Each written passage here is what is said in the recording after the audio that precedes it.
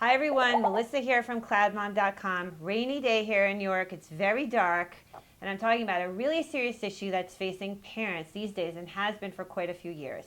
Should I store cord blood from my baby's umbilical cord in a bank? And it's an important decision that you have to make before your baby's born.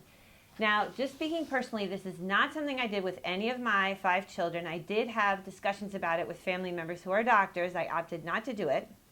But it's a very personal decision and it's a medical decision. So in this show, I just wanted to put out there 5 things to think about as you're making this decision. And if anyone else has other views, I would love to hear them because it's a big thing. Okay, here's number 1.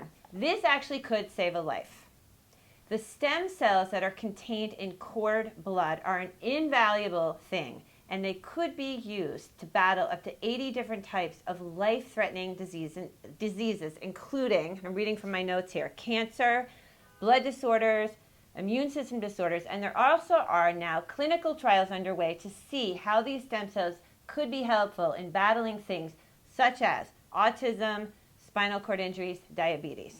So obviously, this is a very rich source of something that could be potentially very, very healing to your baby, God forbid, should they develop something and need it. However, point number 2, the chances that you will actually use the stem cells contained in the cord blood that you save are extremely low.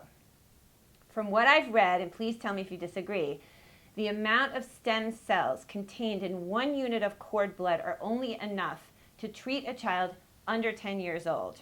10 years old or younger. And meanwhile, the chances that before age 10 your baby will need these stem cells are about 1 in 10,000, so very low.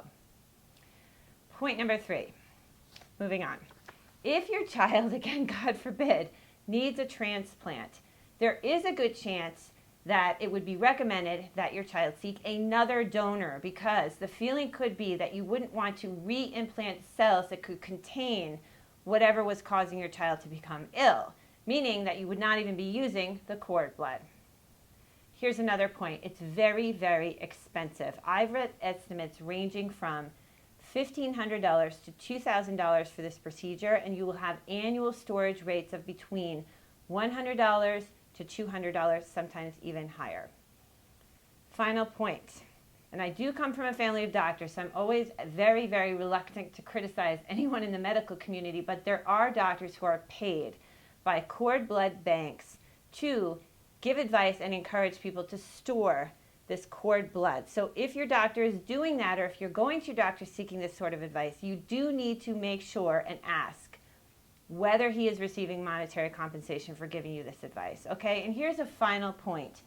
If you think this is important, and I think it's a great idea, there are public cord blood banks. So you can take the cord blood from your baby's umbilical cord and donate it to a bank, in which case it could be very, very helpful to another ill child, which I think is just a wonderful thing to do and a great way to start off your baby's life and giving to someone else. So just some things to think about. I really, really would love to hear other people's point of view. Do you disagree with me? Did you do this? Did you not do this? Was there a family history involved that led you to make this decision?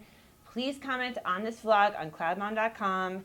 Thank you so much for watching, and best of luck having a healthy baby.